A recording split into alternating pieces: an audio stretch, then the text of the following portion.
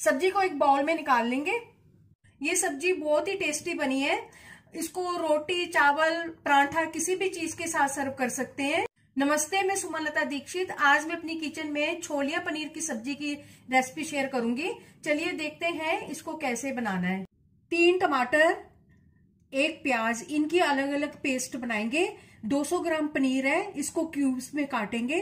3 cup Chholiya है, इसको साफ करके धो के ले लिया है। इस सब्जी को मैं कुकर में बनाने वाली हूँ। कुकर को मैंने गैस के ऊपर रख दिया है और इसमें 4 चम्मच बड़े तेल डाल दिया है।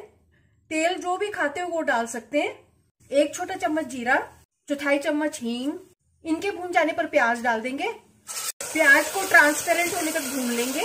प्याज के भून जाने पर धनिया पाउडर डाल देंगे 1.5 छोटा चम्मच। 1 छोटा चम्मच हल्दी डाल देंगे। आधा छोटा चम्मच लाल मिर्च पाउडर, 1 छोटा चम्मच कश्मीरी लाल मिर्च पाउडर। और अब इनको भी भून लेंगे। इनके भून जाने पर टमाटर डाल देंगे। स्वादानुसार नमक भी डाल देंगे और अब इन सब चीजों को अच्छी तरह से भूनेंगे। 1 छोटा चम्मच अदरक और लहसुन की पेस्ट भी डाल देंगे टमाटर के भून जाने पर।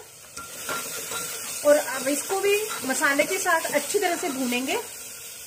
मसाला अच्छी तरह से भून चुका है, इसमें से तेल भी अलग हो चुका है। और अब इसमें ये छोलिया डाल देंगे। इसको भी 1-2 मिनट अच्छी तरह से लगातार चलाते हुए भूनेंगे। पानी डाल देंगे। 2 कप पानी मैंने इसमें डाल दिया। अच्छी तरह से सब चीजों को मिक्स कर देंगे।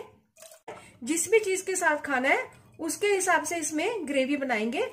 कुकर का ढक्कन लगा के अब इसको पकने देंगे। 3 विसल आने के बाद गैस की फ्लेम को बंद कर दिया था और फिर कुकर को अपने आप ही ठंडा होने दिया।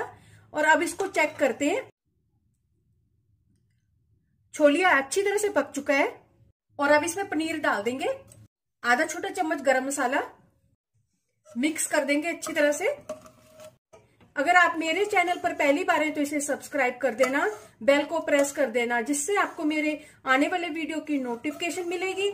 और अगर आपको मेरी रेसिपी अच्छी लगती है तो इसे लाइक कर देना और ज्यादा से ज्यादा इसको शेयर कर देना।